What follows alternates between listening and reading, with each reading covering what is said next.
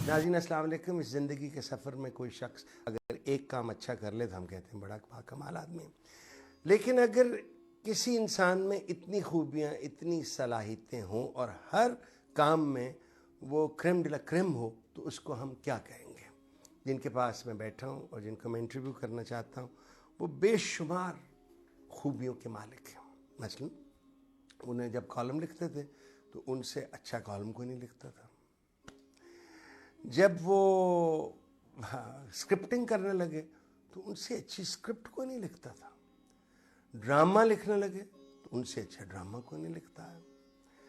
अगर पेंटिंग करते हैं तो कहते हैं भाई पेंटिंग मैं इसलिए करता हूँ जब मुझे पैसों की ज़रूरत होती है तो मैं पेंटिंग कर लेता हूँ, और पेंटिंग की बड़ी मांग है। स्टेज प्लेज लिखे तो उनका कमाल, टेलीविज़न प्लेज लिखे तो उनका कमाल।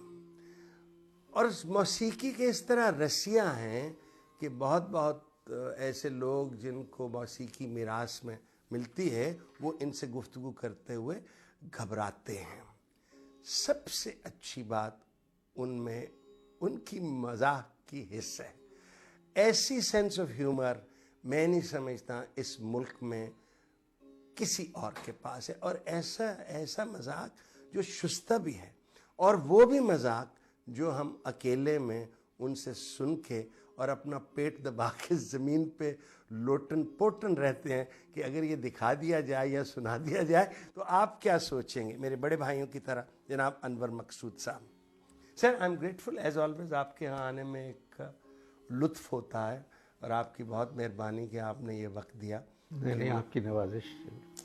अच्छा अनवर भाई, हम पहली बात, कई बातें मैं आपसे करना चाहते। पहली बात, एक पीटीवी था एक ज़माने में, ये जो एक बिल्कुल जैसे कि प्रोलिफरेशन टेलीविज़न चैनल्स की हुई है, इससे आवाम को क्या मिला है और इससे नुकसान क्या हुआ आपकी नज़र में?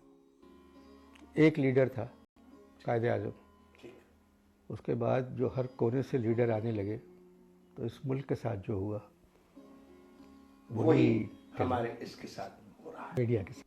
आपने अपनी ज़िंदगी के कैरियर्स कई तरह बदले हैं। पहला सवाल, इस मामले में आपने ईएमआई क्यों ज्वाइन किया? ईएमआई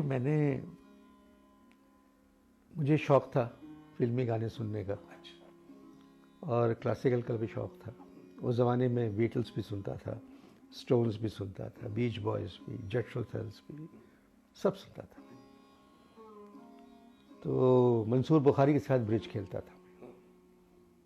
तो उन्होंने कहा कि भाई तुम ये तनख्वाह जो मिलती है तुमको, अखबार में कॉलम वॉलम लिखते हो, तो तुम्हारे यहाँ जब मैं आता हूँ तो तुम मुझे गाने वाने जो सुनाते हो, तो यही फील्ड है तुम्हारी। मैंने कहा कि क्या करूँ मैं? तो कहेंगे आके रिकॉर्डिंग के मैनेजर हो जाओ, A&R मैनेजर। मैं चला गया और फिर शुरू हो गया, क्योंकि मेरे पास अपना कलेक्शन था। ये वहीद मुराद, सोहेल राना, परवेज़ मलिक, मसरूर अनवर, ये लोग मेरे घर आके गाने सुनते थे, और 78 के रिकॉर्ड्स थे मेरे पास। फिर वो शौक़ बढ़ते बढ़ते ऐसा हो गया कि आज मेरे पास 350 घंटे की विलायत खान साहब की रिकॉर्डिंग। माशाल्लाह, सिर्फ विलायत खान साहब की? अच्छा। पूरा रविशंकर, टोटल रोशन आरा, और किसी का नाम ले, name it and I have it, Lata ji, madam Noorjahan, जितने पंजाबी गाने मेरे ख्याल उन्होंने गाए भी नहीं है, वो भी मेरे पास है। अच्छा, ओके। आपने अभी फरमाया कि आप कॉलम लिखते थे, कॉलम नवीसी की तरफ किसने आपको भेजा?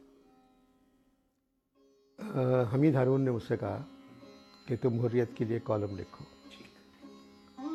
तो मैंने लिखना शुरू किया। ये उन्होंने उर्दू में तो नहीं कहा? उन्होंने नहीं, उन्होंने कहा you have to write from my daily. तो मैंने लिखना शुरू किया। तो तीसरे कॉलम पे समन आ गया कि ये क्या कॉलम है। तो हमीद ने कहा इस तरह मत लिखो, क्योंकि यूसुफ हारून साहब, महमूद हारून इंटीरियर मिनिस्टर थे उस वक्त। खैर मैंने कम किया लिखना, मगर जब लिखना कम किया तो तनख्वाह तो मिलती रही मुझे। फिर एक कॉलम लिख दिया मैंने शेरेटन होटल पे, उस पे मुझे मारने मरने लोग आ गए। नहीं, शेराटन होटल पे आपने, उसके अंदर क्या होता है बस कि नहीं हाँ। बस कुछ मैं अब जिक्र नहीं कर सकता। अच्छा, ओके। कॉलम लिखने से पहले टेलीविजन के लिए भी कुछ काम करते थे जी। टेलीविजन में आपने क्या काम शुरू किया? टेलीविज़न में मैंने ये काम शुरू किया कि 127 रुपए का चेक हासिल करना शुरू किया। करने के लिए मुझे काम करना पड़ा। अच्छा।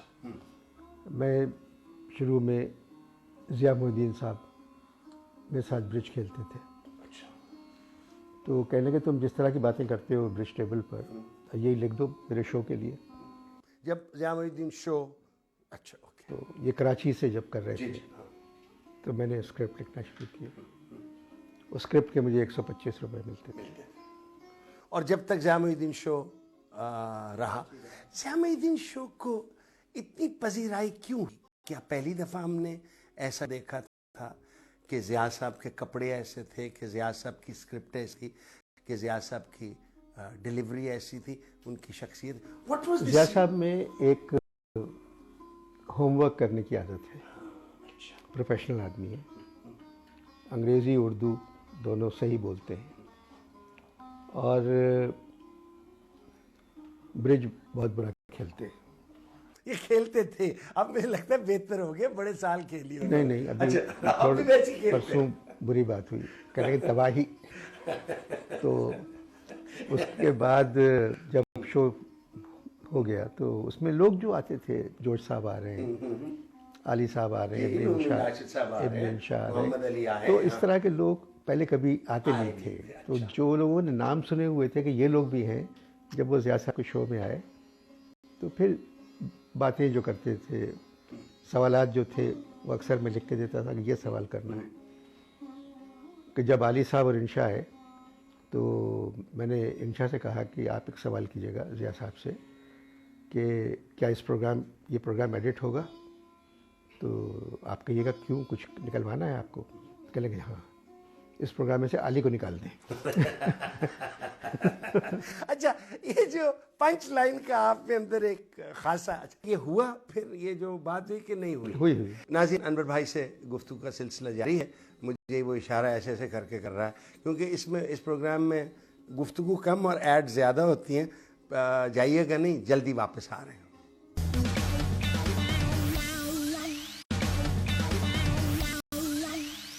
Welcome back. अनवर मकसूद साहब से मैं गुफ्तगू का सिलसिला शुरू किया है। गुफ्तगू ज़रूर सुनिएगा, मीठी बातें करते हैं, खरी बातें करते हैं, सच्ची बातें करते हैं। ज़िया साहब से आपके उस दौरान प्रोफेशनल रिलेशनशिप कैसे थे? बहुत अच्छे थे। अच्छा। ज़िया साहब आते थे, म्यूज़िक का शौक़ उनको भी है, तो घंटों बैठ के सुन रहे हैं।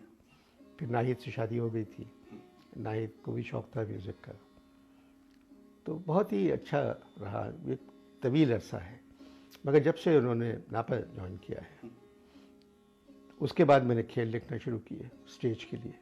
उसके बाद लिखने शुरू किया? हाँ। अच्छा। तो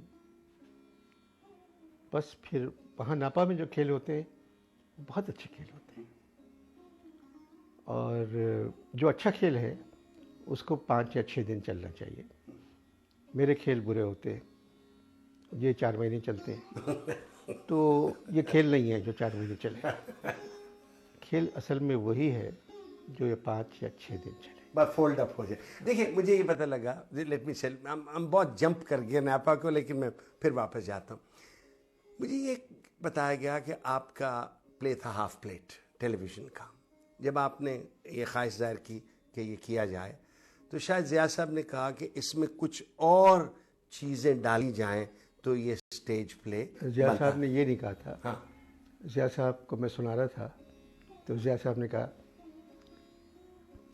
आइए पहले लंच कर लें। अच्छा। वो ख़त्म ही नहीं हुआ था प्ले, तो मैंने कहा कि हाँ लंच कर लें, और मैंने कहा आप लोग लंच करें, क्योंकि नापा में जो लंच होता है वो चावल, दाल और कटी हुई प्याज और रोटी होती है। बाकी का उन्होंने पियानो वानो ख़रीद लिया, जो पैसे थे उनके पास। तो मैंने कहा नहीं, आप लोग लंच करें तो मैं आता हूँ। वो फिर मैंने स्टेज के लिए लिखा। वो पूरे पाकिस्तान में 6.5 महीने प्ले चला।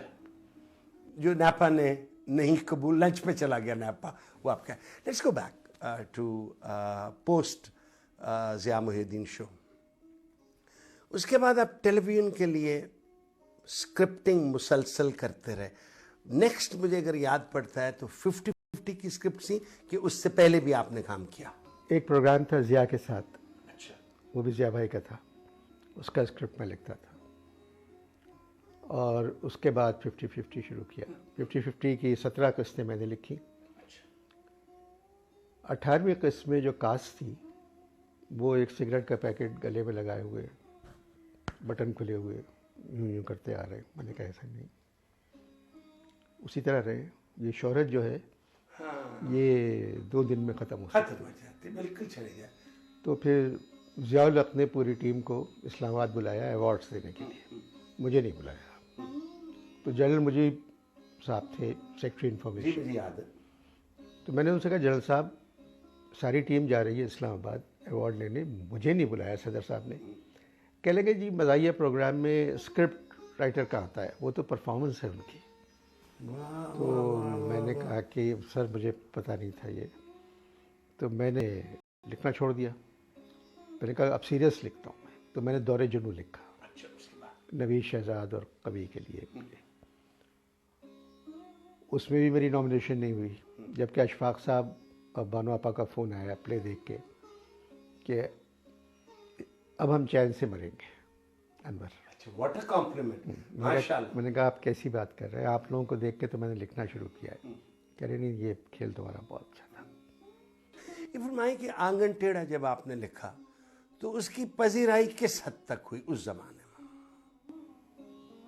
बहुत हुई, बहुत हुई, मगर उसमें फिर जनरल साहब आ गए। वही जनरल साहब, जनरल मुजीब आ गए। उससे पहले सलीम नासिर ने वो निशान हैदर का एक खेल किया था। जी वहाँ वो सरवर शहीद का। हाँ। तो वो रोल किया था। मेरे प्ले में एक डांसर का रोल किया। तो ये जनरल मुजीब ने कहा कि इस खेल को बंद कर दें, कि जैसा जो आदमी सरवर शहीद का रोल कर चुका है उसको आपने एक डांसर बना दिया, तो नाचता है वो। तो मैंने कहा सर मैंने वही रोल देख के मैं समझा कि ये भी कर सकता है, कि एक्टर बहुत अच्छा है। तो इसमें कोई खुदा न खास्ता किसी की मजाक या कुछ नहीं है।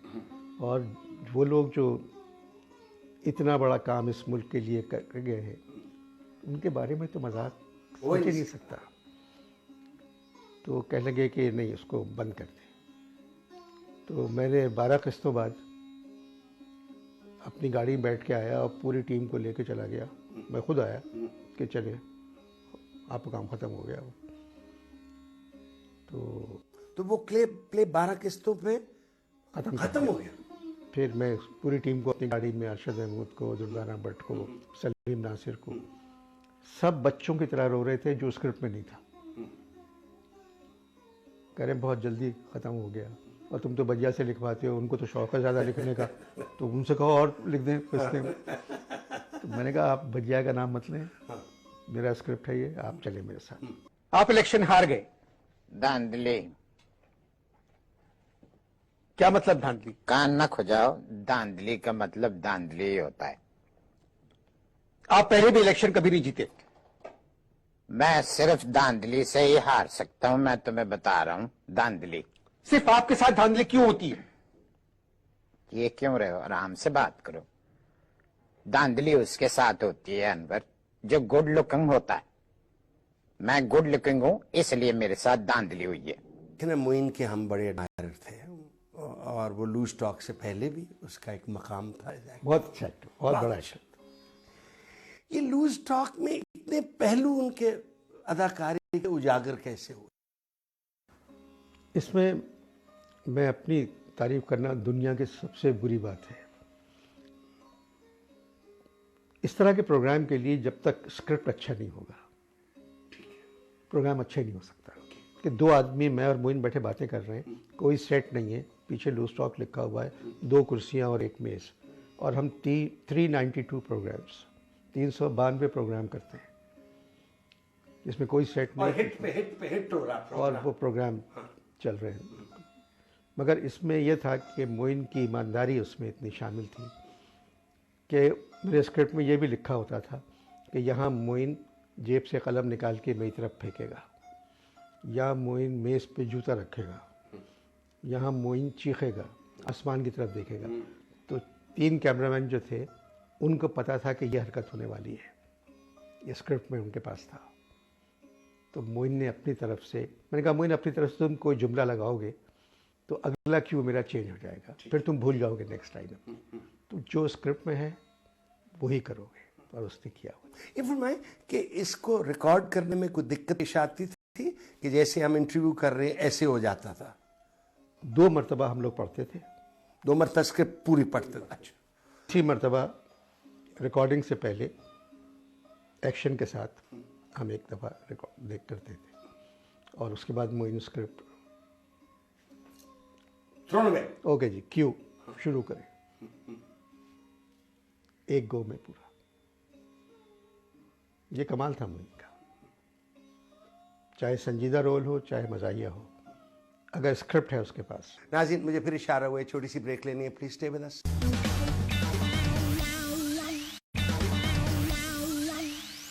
Welcome back. अनवर साहब के साथ गुफ्तगू जारी है, आप भी सुनिए, मैं भी सुन। पेंटिंग, और आपने बड़ी मेहरबानी की, मुझे भी आपने एक पेंटिंग बना के दी हुई है। आपने मुझे एक दफ़ा खुद फरमाया था कि यार पेंटिंग मुझे आती है, जब मुझे पैसों की ज़रूरत होती है तो मैं पेंटिंग कर लेता। ये शौक कैसे पैदा हुआ? मैं दीवारों पे कोयले से, जब डांट मुझे पड़ती थी माँ की और बाप की, तो मैं उन दोनों की तस्वीरें बनाता था कि आज फिर डांटा मुझे। देखिए, तो एक दिन शागिर साहब आए और कहने लगे ये ड्राइंग किसकी है? मैं करता हूँ। बोले रंग भरो। मैंने कहा रंग तो है ही नहीं मेरे पास। तो शागिर साहब ने मुझे एक पेंट का पूरा पेंट बॉक्स दिया, ब्रशेस ला के दिए, फिर मैंने उनमें रंग भरे, और मेरी पहली नुमाइश 59 में हुई। Really? First exhibition. Jamshed marker को शौक था पेंटिंग्स का, तो वो आए और मेरी कोई 42 तस्वीरें थी, वो पूरी की पूरी जमशेद मार्कर ने खरीद ली।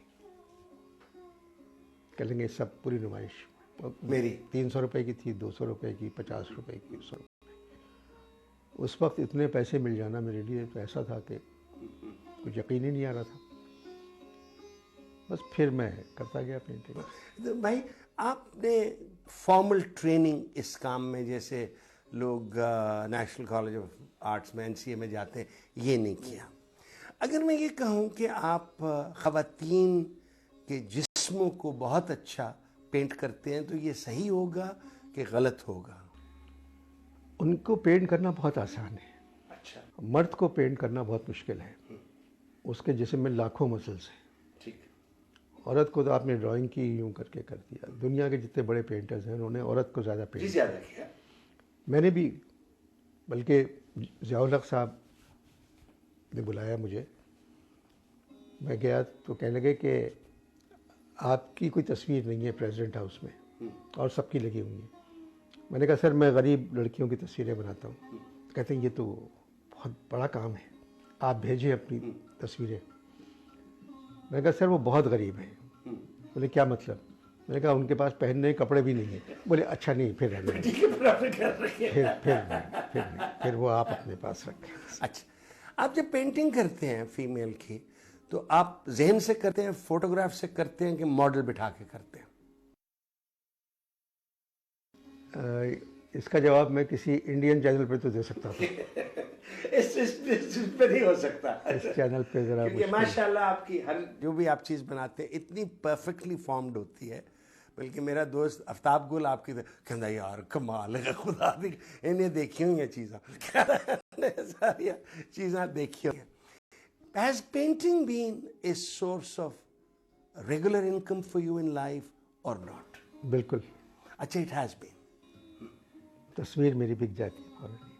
बल्कि आपने वो बताइए ना, मुझे बहुत साल पहले आपने कहा कि आपके दिल के आर्जा हो गया था। वो तो लोग पूछते रहे। नहीं, कहानी बहुत अच्छी है। जब मेरा ओपन हार्ट हुआ तो उसके पैसे बहुत लगते, तो नहीं थे इतने पैसे। तो मैंने कुछ पेंटिंग्स बनाई थी। तो एक साहब आए कह लगे कि हॉस्पिटल आए देखने मुझे, और शाहिद समी ने मेरा ऑपरेशन किया था। तो कह लेंगे 4 तस्वीरें, मैंने कहा घर पे पड़ी हैं। तो उन्होंने वो ले ली और पैसे दे दिए। मैंने वो पैसे आगा खां वालों को दे दिए। शाहिद समी का फ़ोन मेरे पास सालों आता रहा कि यार ये कौन साहब है इम्तियाज़ साहब, ये बार बार तुम्हारी खैरियत पूछते हैं कि तुम्हारी तबीयत कैसी है। मैंने कहा कि बात यह है डॉक्टर साहब, पाकिस्तान में किसी मुसव्विर के मरने के बाद उसकी तस्वीरों की कीमत जो है 10 गुना बढ़ जाती है, 100 गुना हो जाती है। तो वो थे इंतज़ार में इम्तियाज़ साहब कि मैं मर जाऊंगा, मगर मैं बच गया। तो फिर मैंने और तस्वीरें बना के बेची और वो पैसे इम्तियाज़ साहब को दिए और वो 4 तस्वीरें उनसे वापस ले ली आपने वापस। मैंने कहा कि मैं घर वालों पे वसीयत कर जाऊंगा कि मेरे मरने के बाद ये तस्वीरें आपको दे दें, ताकि आप बेच के आप आइंदा शाहिद सभी को फ़ोन नहीं करें। ओके, 14 अगस्त का प्ले और फिर पौध 14 है, ये आइडिया आपको कैसे आया? और मैं एक क्रिटिसिज्म उस प्ले की इसके बाद आपसे अर्ज करूंगा। मैंने कहा कि मेरे प्रोग्राम जो देखते हैं वो स्कूल और कॉलेजेस से लेके बड़े लोग भी जी जी हाँ। मैंने कहा ये जो स्कूल और कॉलेजों में पढ़ रहे हैं बच्चे, शायद इनको पाकिस्तान के बारे में ना इनके उस्तादों ने बताया है ना इनके माँ बाप ने बताया। ये भी नहीं जानते कि मशरक़ी पाकिस्तान क्या था, पैदा ही उसके बाद हुए। तो जो चीज़ बताना चाहिए थी वालिदैन को वो नहीं बताई इन्होंने। तो मैंने कहा मैं एक प्ले लिखता हूँ इनके लिए, और ताकि इनको मालूम हो कि ये मुल्क कैसे हासिल हुआ, शुरू में क्या था, क्या ख्वाब था इकबाल का, और आयत की मेहनत क्या थी। वो बीच में बांग्लादेश का टूटना भी आ गया, तो वो मिला जुला के मैं समझा ये 8-10 दिन चलेगा प्ले, मगर वो प्ले फिर उतरे नहीं। जो लोग आपसे उस तरह की अकीदत नहीं रखते जैसे मैं रखता हूँ, उनका क्रिटिसिज्म उस प्ले के बारे में ये था कि ये थिएटर के लिए प्ले नहीं है, ये रेडियो प्ले है। उसमें थिएटर के लिए मूवमेंट वगैरह जी जी हाँ बहुत ज़रूरी है, उसमें मूवमेंट इतनी नहीं थी। लोग बात कर रहे हैं, मगर जिस तरीके से वो बात कर रहे थे तो वो बात सही थी उनकी। मगर जब मैंने 14.25 अगस्त किया तो उसमें भी ये था, उसमें रेलवे स्टेशन था और बैठे हुए हैं और सब हंगामा मचा हुआ। स्टेज की एक जो स्टेज कहते हैं वो तमाम एम्बियंस थी उसमें। अच्छा, सारी एम्बियंस। तो अब जो उसका फिनाले है 14.5 अगस्त, जिसमें नेहरू, लेडी माउंटबेटन, मौलाना आज़ाद, कायद, पटेल, ये सब है, और ये बैकग्राउंड में वाघा बॉर्डर है। ये फिनाले है इसका, जो मैं लिखना शुरू किया हुआ है, चल रहा है, साथ साथ चल रहा है। क्या इस किस्म का प्ले जो स्टेज के लिए होता है वो भी फिल्मबदी होता है कि उस पर रिफ्लेक्ट करना पड़ता है आपको? नहीं, उसके लिए रिफ्लेक्ट करना पड़ता है। अच्छा। ये किताबें जो हैं वो नेहरू पर ही मेरे पास कम से कम 15-20 किताबें हैं, गांधी पर हैं। तो थोड़ी मेहनत करना पड़ेगी, उसके लिए होमवर्क बहुत ज़रूरी है, तो मैं करता हूँ। और ये जो कॉपी कैट वाले बच्चे हैं ये बहुत मेहनत करते हैं। 3 महीने तो रिहर्सल करते हैं एक प्ले की। 3 months for that play। अच्छा। एक चैनल पे मैं पूछना चाहूँगा, आप आपकी नकल उतारते हैं, एक कॉम्प्लीमेंट, किसी की नकल उतारी जाए तो एक कॉम्प्लीमेंट भी होता है उसको कि यार यू आर रिकग्नाइज्ड दैट आपको। बाज़ दफ़ा उस पर बातें ऐसी होती हैं जो आपको बहुत पसंद करता हूँ, मुझे वो नागवार गुजरती है। आपकी क्या रिएक्शन होती है इन बातों? भाई नकल उतारा यार, तो जो मेरी मुझसे वो बहुत अच्छी नकल उतारता है। हाँ, मगर उसके स्क्रिप्ट पे मुझे कई दफ़ा एतराज़ रहा कि अगर आप मेरी नकल उतार रहे हैं तो आप मेरे बारे में बात करें, मेरे घर वालों, मेरे बच्चों का जिक्र करने का उसमें आपको हक नहीं है। मैं 31 मरतबा उसमें आ चुका हूँ, ख़तरनाक में। अच्छा। हर दफ़ा मुझे बुला लेते हैं, और एक मरतबा अताउल्लाह कासमी साहब बैठे हुए थे, वो चाय पी रहे हैं और जैसे मैं भीख मांग रहा हूँ मुझे भी चाय दे दो, मुझे बुलाया और चाय अच्छा, ये इस तरह भी कर रहे हैं। तो मुझे अच्छा नहीं लगा। मैंने कहा कि मैं उनके वालिद को जानता हूँ, आफ्ताब साहब के। इकबाल साहब बहुत अच्छे शायर हैं, बहुत ही अच्छे शायर हैं, मगर एक दो मरतबा मैंने कहा था कि आप खुद मजाक कर लें, मगर वो 4 बच्चे जो हैं उन पे भी मुझे एतराज़ नहीं है। अगर लोग थोड़ी देर हंस रहे हैं तो ठीक है, मगर एक तहजीब होना चाहिए प्रोग्राम की। नाज़रीन, मुझे फिर इशारा हुआ है, छोटी सी ब्रेक लेनी है, प्लीज स्टे विद अस।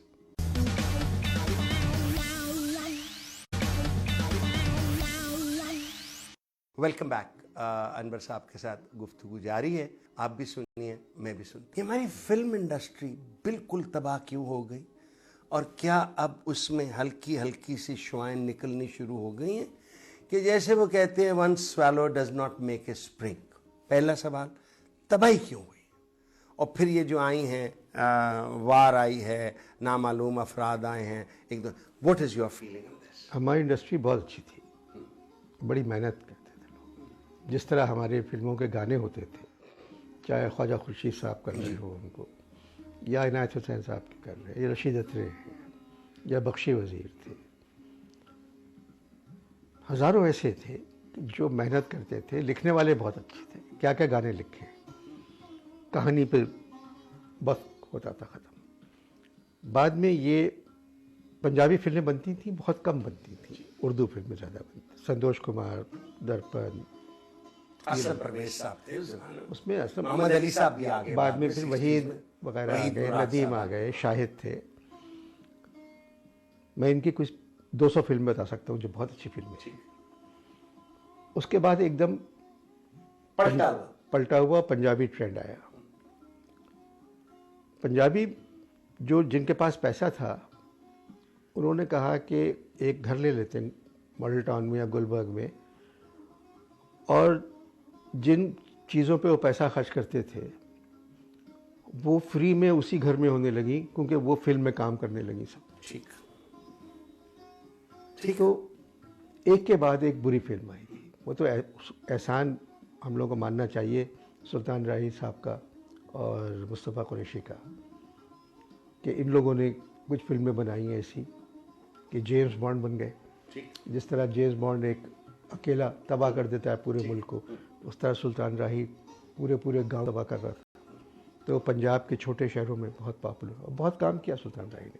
26 साल तक चली मैंने सुल्तान राही की तकरीबन हर फिल्म देखी। मौला जट मैं कोई 10-12 मरतबा देख चुका हूँ, तो बहुत अच्छी फिल्म थी। चंद वरियान भी आई थी एक इनकी, वो भी देखी मैंने। भट्टी साहब भी बना रहे थे बड़ी बहुत फिल्में, और मखना और उनके भाई कैफी, मगर भट्टी साहब बनाते थे फिल्म तो ज़रूरी था कि हीरो कैफी को कैफी भाई टीरे थे तो वो थे, तो मगर ये कि उनसे बहुत अच्छे आदमी थे, शरीफ आदमी थे। क्योंकि मेरा इनसे वास्ता बहुत रहा EMI में होने की वजह से, कि गानों के रिकॉर्डिंग के लिए मैं शबाब स्टूडियो एवेन्यू, शबाब साहब भी अच्छे आदमी थे। फिर जब तक इंडस्ट्री को हुकूमत की सपोर्ट ना हो वो नहीं चल सकती। हमारे यहाँ किसी हुकूमत ने इंडस्ट्री को सपोर्ट ही नहीं। मुझे इम्प्रेशन ये है कि मौसीकी की हमारी 2 सोर्सेस थे, 3 बल्कि, रेडियो, टेलीविज़न और फिल्म। फिल्म डिसअपीयर हो गई, रेडियो कुछ मर सा गया है, तो मौसीकी कहाँ से फल फूल रही है जिसमें माशाल्लाह आपका भी शामिल? नहीं, हमारे यहाँ क्लासिकल म्यूज़िक में जिस तरह सलामत अली खान साहब थे, रोशन रा बेगम, शरीफ खान साहब थे, और बड़े नाम, अभी शगन साहब फौत हुए हाल ही में। जब तक ये थे फ़तेह अली साहब, अमानत, हैदराबाद के फ़तेह अली,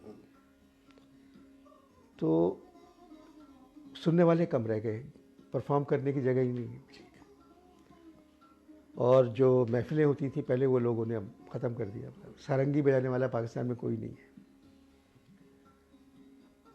अब यंग ग्रुप जो निकला, नाजिया ज़ोएब जब आए तो उन्होंने कहा भाई बच्चों का गाना भी पॉपुलर हो सकता है, तो नाजिया ज़ोएब बुनियाद बन गए म्यूज़िक की यंग लोगों के लिए। उसके बाद वाइटल साइंस आए, स्ट्रिंग्स आए, बहुत बेशुमार और बेशुमार आगे, ठीक है। मगर ये लोग समझते हैं कि ये बच्चे ऐसे ही गा देते हैं, ये बहुत मेहनत करते हैं एक एक गाने के लिए अपनी। इनकी रिकॉर्डिंग्स वगैरह कभी आप देखें, लड़कियां भी निकली। एक मेरा प्रोग्राम था सिल्वर जुबली, उससे सज्जाद अली पॉपुलर हो गए, उससे वहाब हो गए, हुमैरा चन्ना हो गई, बेंजामिन सिस्टर्स निकली थी। तो अब बच्चे जो हैं वो बैंड तो ख़त्म हो गए, अब सोलो गा रहे हैं और यहाँ भी मशहूर है, पड़ोसी मुल्क में भी मशहूर है, बिल्कुल मशहूर है। और लोग सुनना चाहते हैं इनको। So this music is outside film, outside television. फैज़ अहमद फैज़ साहब की शख्सियत से आप तो मुझसे ज़्यादा जानते हैं।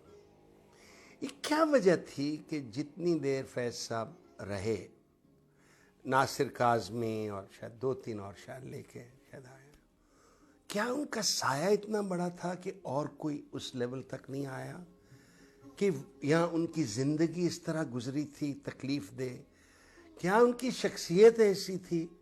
What was the reason that Faiz Ahmed Faiz really became the giant of a poet?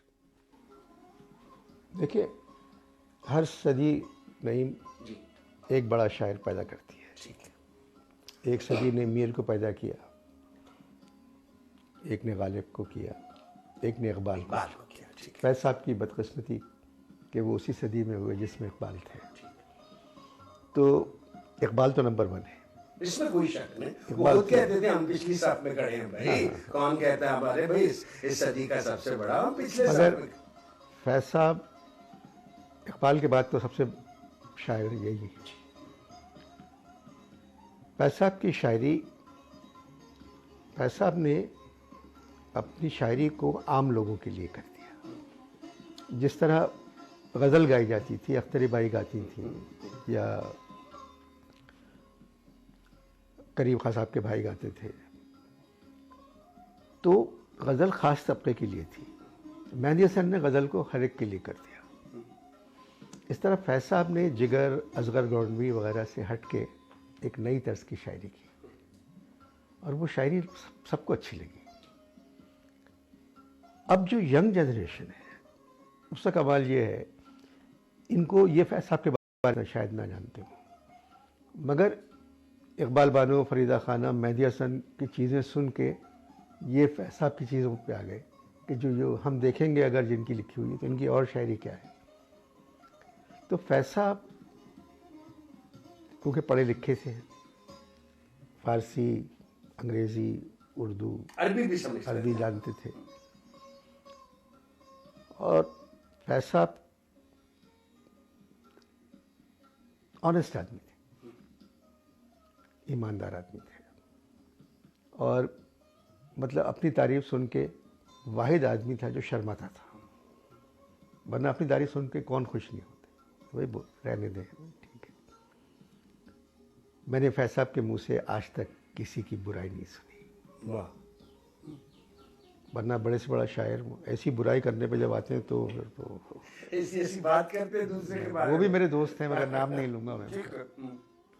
फैज़ साहब से मैंने कभी किसी की बुराई नहीं की। भाई ठीक है, अगर वो हमें पसंद नहीं करते तो कोई बात नहीं, तो अगर हम जानते हैं उनको तो कह देते हैं उनसे। हम तो जानते भी नहीं उनको, अगर वो बुराई करते हैं करने दें।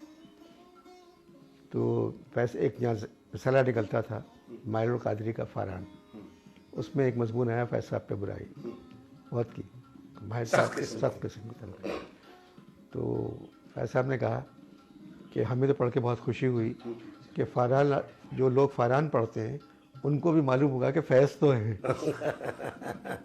अच्छा, ओके, ये एटीट्यूड था। ये था जिंदगी। सर 36 मिनट आपके लिए काफ़ी नहीं है, बट मैं डॉन की तरफ से, और चूँकि आपको पैसे कितने दे रहा है डॉन इस इंटरव्यू के? मेरे घर डॉन आता है अखबार, मैं दे रहा हूँ पैसे। तो ये तो, मगर ये इंटरव्यू जो है, ये जो IDPs हैं, ये मैं उनके लिए कर रहा हूँ। ठीक, तो इससे पैसे तो मैं नहीं ले सकता। बहुत बहुत शुक्रिया। नाज़रीन, अनवर मकसूद आज ज़्यादा सीरियस थे। अगर आपने इनके साथ कोई दोपहर जब ये टोटली रिलैक्स्ड हो और कप लग रही हो नहीं गुजारी है, तो मैं बिलखसूस जो मर्द हजरात हैं, तो मैं आपसे अर्ज़ करता हूँ कि you are missing one of the most entertaining, one of the most well-read, one of the most intelligent and wonderful person of his era. इजाज़त चाहता हूँ। अल्लाह हाफ़िज़।